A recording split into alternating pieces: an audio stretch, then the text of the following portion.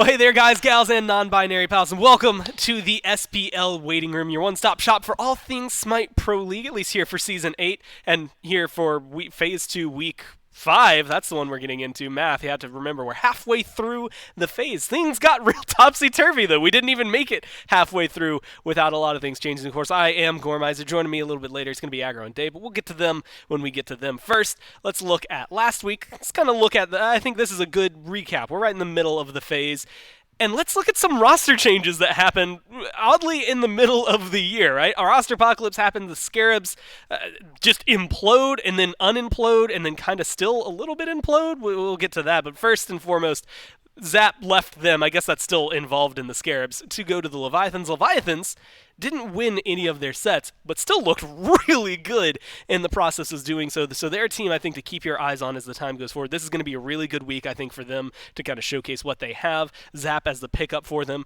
Hardcore back over there to Solo Lane has really treated them well. And I'm excited to see, because that was with like 4 days of synergy or something like that. How they do now with a couple of sets under their belt and moving forward is going to be fantastic. And that is more than you can say right now for the Scarabs, who, as far as I know, are still kind of scrounging, still doing their tryouts, still trying to figure out what these rosters are going to look like, or what their roster is going to look like going forward.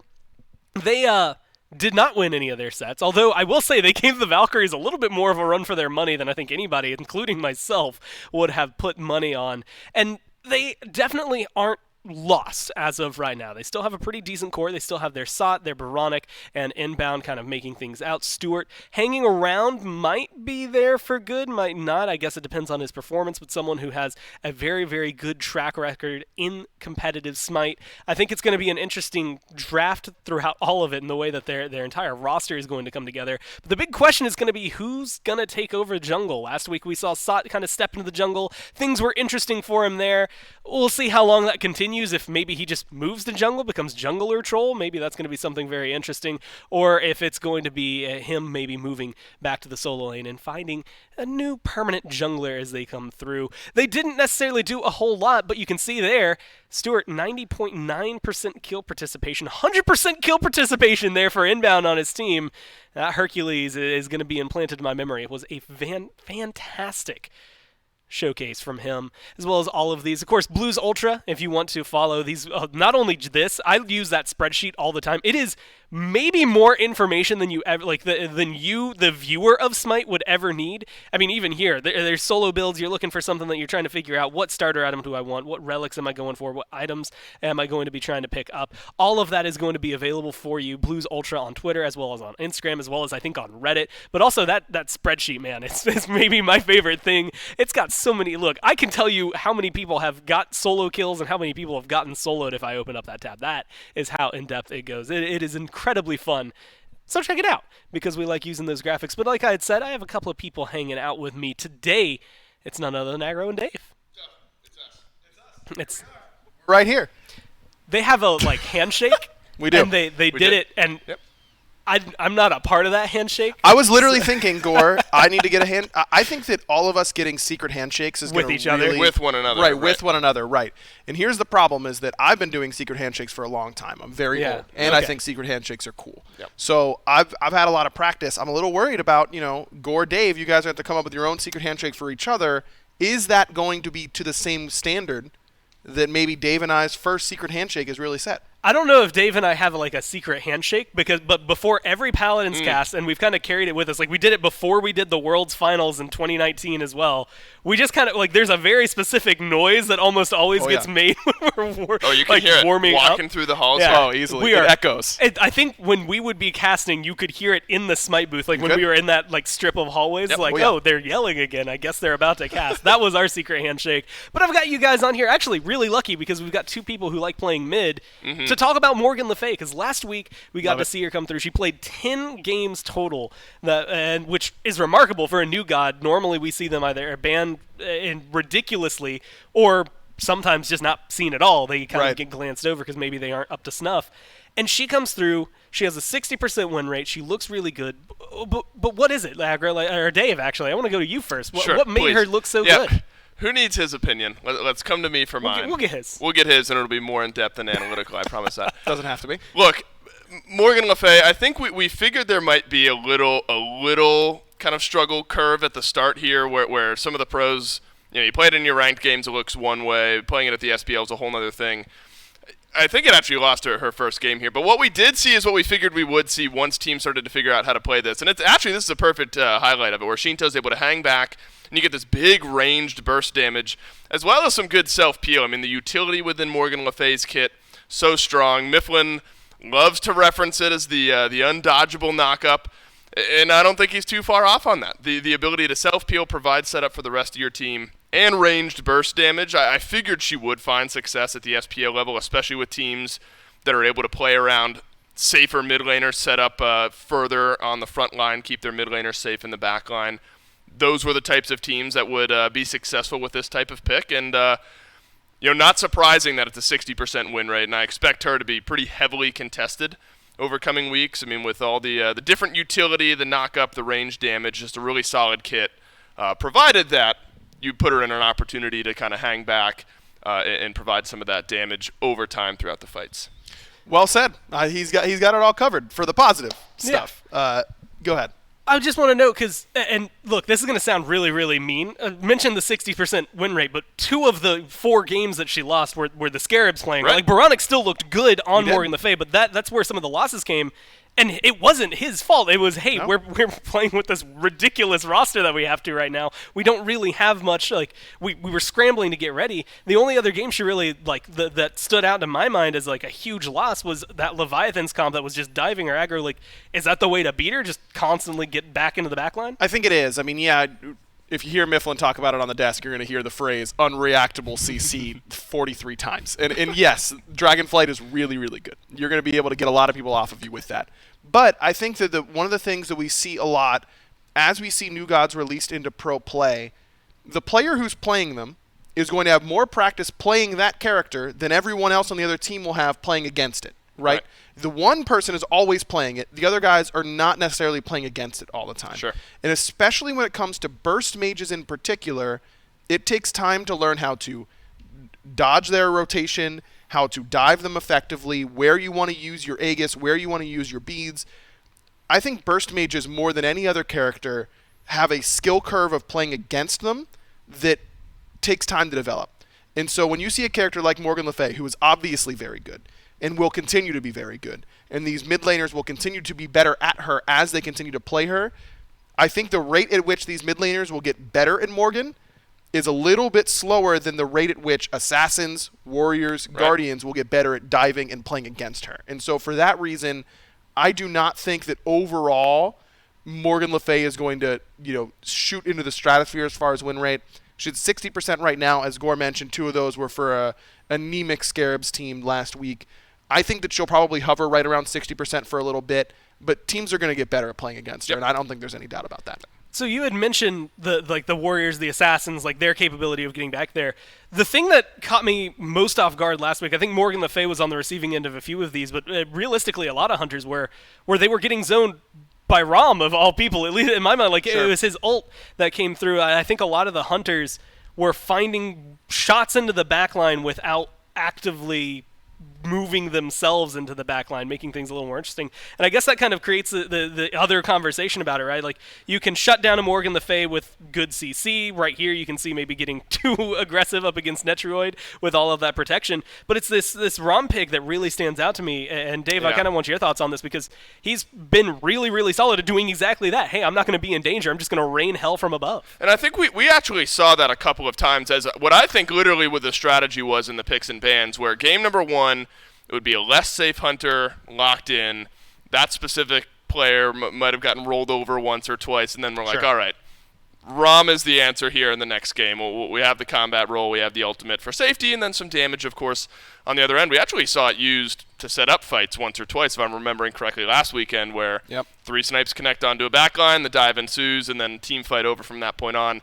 The stim-based hunters are seeing a lot of value right now, given the viability of Silver Branch and the rest of the bows. And then adding in some safety in the kit is never going to be a bad thing. So if we're talking about Rom specifically, I think we see an increased level of play. I know Artemis is kind of the one right now.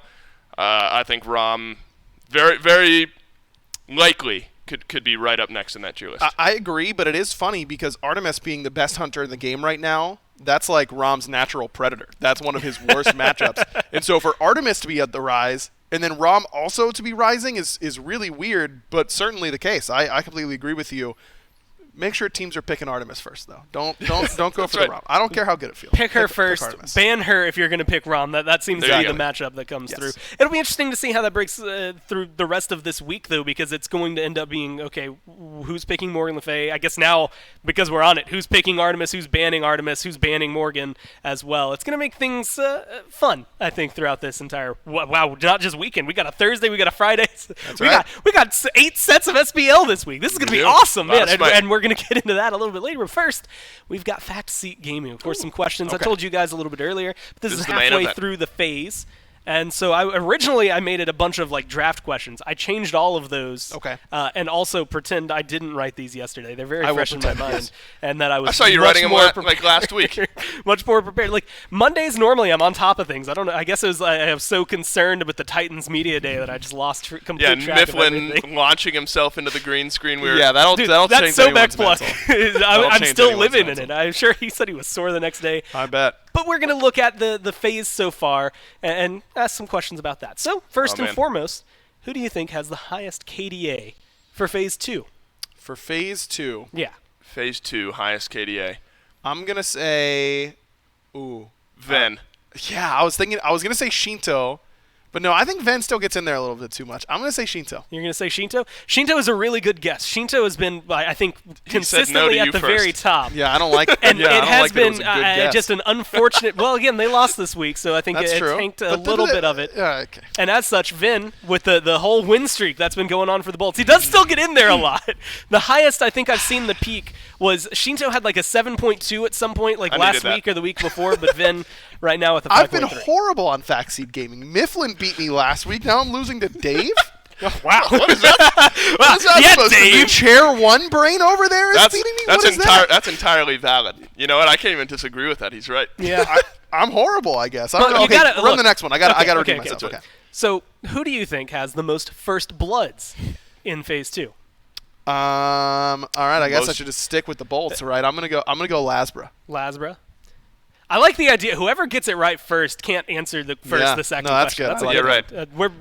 We're gonna have like a scroll of rules by the end of the year before for before you're out on Fact Seed Gaming, you've got to follow. All right, now this is a totally So Lasbra? totally wild thought process I'm going on here. I think Lasbra is the right guess, but I'm not going to repeat aggro. Right. I'm thinking about where's Lasbra going pretty often. He loves the level 2 cringe ganks on the duo lane. Actually, he does. did love that in Season 7. Haven't seen it as much in Season 8, so I'm kind of backtracking my guess already. Okay, this is but good I'm tier one already from you. halfway down the track here, so Barracuda. If he's right, if it's Barracuda, you might be doing this show too, man. Aggro will leave I'm out. if Barra is right. Well, it's not Barra. Okay, good. So we're going to keep Aggro But here. it's not Lasbra either, is it? It is Lasbra. Let's go! There we go. I We're just back at looked it. at something because I wanted to see. I was like, oh, well, Panatom, Shinto, Scary D, Benji, and Captain Twig, all 5 of them are 1 behind Lasbra. Right, but I They've knew all that. got 3. Lasbra's got 4. As I Yep. knew. Yeah, count them. Of course. But I did leave someone out here. 4. And I've got to give the proper shout-outs. Heroind also has 4 first bloods. Oh. Of all, like, it's kidding. bizarre for a mid laner. I guess maybe not so much nowadays, considering A lot that of 2v2 2v2. fighting, yeah. Yep. But he's the one who's picked it up a little bit more than Sam on that team, so it makes it even interesting. more interesting. Okay. So keep your eyes on the dragons and watch mid lane if you're expecting some first bloods to happen. All right, so third one.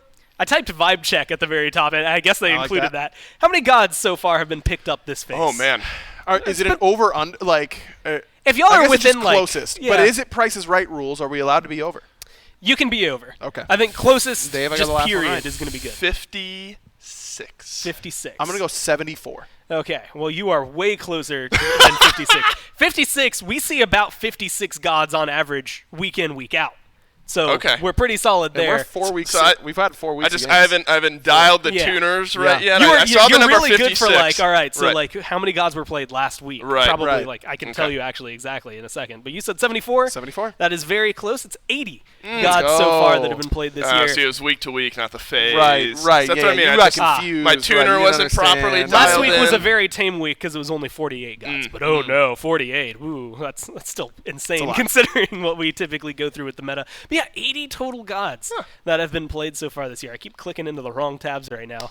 It's a good halfway point. I think almost Well, with the quite literally speed- halfway. with the No, Sorry to speed. take over your halfway. segment here, Gore. Dave, can you name me a god that has not been played in Phase 2? Oplash. Zeus. There you go. Yeah, well, that was A to easy. Z. Hey. A to Z. Now I wonder what the bonus fact is going to be because this is the one that I never know and that they make up to mess with me. How many games did Ra, the sun god, play on a Sunday is- across the SPL? In perpetuity? Yeah, this is Throughout across the all 8 universe? seasons. I I'm would guessing. guess so. Yes, that's what I would guess. Well, I got the last one right, so you have to go first again. All regular SPL seasons. Okay. Not postseason. No playoff events. So what do? We do like 30 weeks of the SPL. Okay, you're already thinking about this way So too much. 30 Sundays, 60 Yeah. games times 8. And remember, any given Sunday. That's important here. Any given Sunday. Right. Raw on a Sunday is played. No. Oh, but then times 3. But weren't there best of 5 Sundays at some There point? were for 1 year. It was best of 5s. Oh my God. Raw has been played 96 times on Sundays across the SPL throughout the universe in perpetuity. I think that's a little high. I have no idea. I just kept multiplying numbers and Yeah. I'm gonna go with he's been played 37 times on a Sunday. Man, I really was trying to cheat. I'm going to be honest with you. I was trying to just pull up how many times Raw has been picked Hacker regular voice. season, but the stats aren't pulling right now because we've been having issues with it at the office. Oh, I've got them. All right, so hold on. But this is not going to narrow it down at all. So Raw has been played 509 games. Oh boy, total. I feel bad about my guess now. 509 games, but Surely a lot of those are on So Sunday. that can narrow it down. I'm I going mean, probably a fourth of them, right? to say 104. Theoretically. Yeah. That's going to be my number. Production knows. 196. And they said Yeah. only? They said Yeah, only. yeah, only. Look, only 196 games. Well, you know what? That is accurate Well, though, of because the how many games total was he? 509. So it's less than half. 509. So yeah, I mean, there it goes. And I mean, Wow. compare look, 196 What's the games. percentage of that? I can't do percentage. That's not even 1/6 of I'm the calling games it that Thor has 500 played. and 200, so 2/5 Right. is what I'm doing there. Quick Okay. math is 200. Okay. Or 2/5, I mean. I like But that. that's like 40. That's almost 40%, right? Of his games are on Sunday. So he does Sun- get played more on Sunday. Sun God, Sunday. That's the whole point of the question, Dave. oh, is that the bit? Yeah, that was the bit the whole time. I'm saying it is Oh. interesting to me that 40% of his total plays are on Sunday. That's somewhat unlikely. That's above the expected result. Chair one brain here is Sorry, the smoke. You guys Yeah, I was can't gonna see say it, the but it's- headphones keeping it in Yeah. there, so like you can't hear it The coming brains out. are just gonna leak out. as That's soon as just it comes caster out. synergy, baby. We were on the same page for that That's joke. Speaking of, well, I guess this isn't same page, but having fun. That's something that we did a lot this week. In fact, we've I like having fun. had. I think I've been told bloopers. I know Mifflin. Oh, is yeah, at here we least a go. part of this. This I was- didn't Look at actually that see it from the this angle. disbelief in my face. I'm like, That is truly disbelief. So if you're not watching on Mondays, you're missing out on charades. Where Yeah. that was the biggest assist I think anyone has given was I'll be the Sobek plucky. And for Right. yeah, exactly. That was a roar Yeah, he enacting volunteered. a Sobek pluck. Right. And Minion was the minion. I'm not going to give him god status. He was the minion that Aurora hit. Right. Yeah. Oof, Mifflin.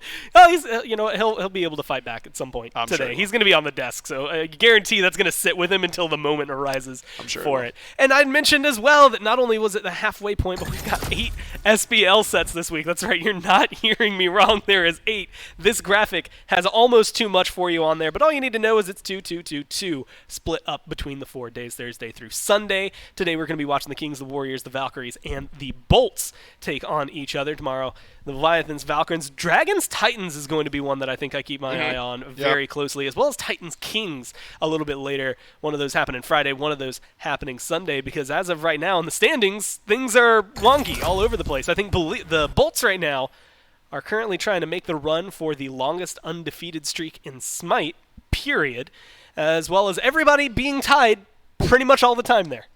Crazy. The Dragons, Leviathans, Titans, and Oni Warriors are all tied at 3-3. Yep. Definitely a big week for the Tartarus Titans. I mean, 2 big sets, one against the Dragons, one against the Kings. You know, it's always almost there for the Titans, and they have some bad sets, and then, okay, I think they're getting towards their potential. This is going to be a big test week for them to see. Even if they come out 1-1, I think they should be pretty happy. I like to call, and this is immediately going to change after all those ties are broken, but right now for 3 through 6, I like to call that the consistency roadblock, because it feels like every single time we've asked one of those teams what's going right or wrong, it's always our consistency. We've shown that we can be great, but we've also lost against teams that we shouldn't have lost to. So I think all of those teams that are at 3-3, they're caught in the consistency matrix right now, and once that shuffles out, we'll see which teams can find the consistency and which ones won't. But that's my official name for 3 through 6. For what it's worth, I'd go to a bar named Consistency Matrix. That's a cool name. I would too. Yeah, that's cool. We're onto something here. There's a lot of cool mixed drinks that could go there, as well as a very cool motif. You know, it's blue lights in the top. 100%. Yeah, it's got to look really good. Yeah. I thought it was interesting though that you bring that up, Dave, because I asked Aurora about it, because I'm like, if you've got if you're 3-3, like you're middle of the pack, like you got to imagine there's less pressure. Like if you're the bottom team, there's a pressure on you to finally win. Right. And if you're the top team, there's pressure on you to keep winning. And he just said, nah, I think you just always want to win, which admittedly kind of makes Totally sense. fair. You're in the Pro League for a reason. You got to continue doing well. Well, we could see how we thought this week was going to go down, our predictions for this week. If I remember correctly, this graphic looks very homogenous, so get your eyes ready to try and find what is different. It's going to be one thing way over there on the right. It is Aggro, who is going Titans over Kings. That's right. On that Sunday matchup. And I feel very lukewarm about my decision. Are look, you I don't whelmed? know. Yeah, I'm very whelmed. It's like a by my 70-30 decision. and you went the 30. Maybe it's a little bit close. Maybe it's a little bit 60-40? closer than that. I don't know. I just think that the 55-45? Kings, the Kings' performance, it says more to me. The reason I made my choice is less about what the Titans have been doing and more about what the Kings have been doing.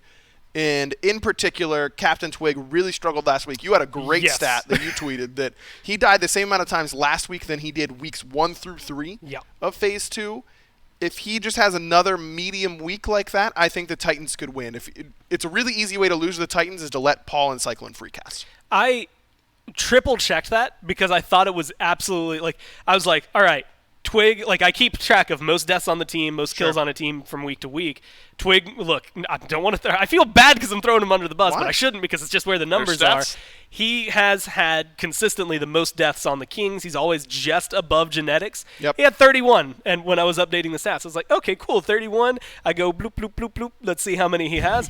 62. And then I sat back and I went, no way. Wait a minute. Hold on. I looked at the number. I undid all my changes. I said, that definitely says 31. I know I updated this last week because all the other information is from last week. I went to Blue's immediate spreadsheet. I went, okay, let's look at the first 3 weeks. Yep. It's like 31. It's like, he died 31 times this week. I was like, where was I? Tough- I didn't tough even week. notice it Yeah, a tough week. as it came through. And maybe that tough week continues. Maybe that tough week finally, I guess ends as just a tough week and does not Hopefully continue for the into the Kings. future. Yeah. But I guess let's see what's happening Here's- today. We got the Bolts, we got the Warriors, we got the Valkyries, and we got the Kings. Dave's got something to say. Here's my thoughts on this week in general, and I don't want to throw too much pressure on the Titans at all.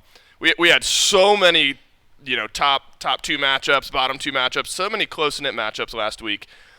I hate to put pressure on the Titans, but I think the biggest matchups of the weekend depend on the Titans showing up and playing well. Dragons versus Titans could be the best matchup of the weekend if the Titans are playing their consistent good selves.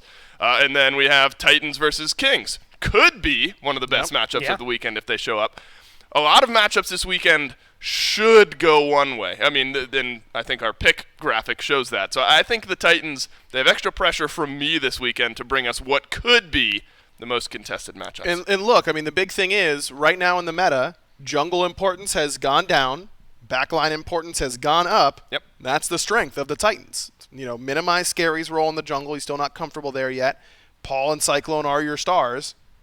To me, if they're not going to start stepping up now, when is it going to happen? And theoretically, these god picks, look, Artemis, Rom, we talked about a little bit earlier, all of Cyclone those gods. really go back to Cyclone Spin, so Yep. I think the Titans are on the up and up. Let's see if they can live up to that one. But the SBL is going to be coming up next. It's the Warriors versus the Kings. Make sure you grab your snacks, get your drinks, everything that you need right now, because in just a little bit, we'll be right back.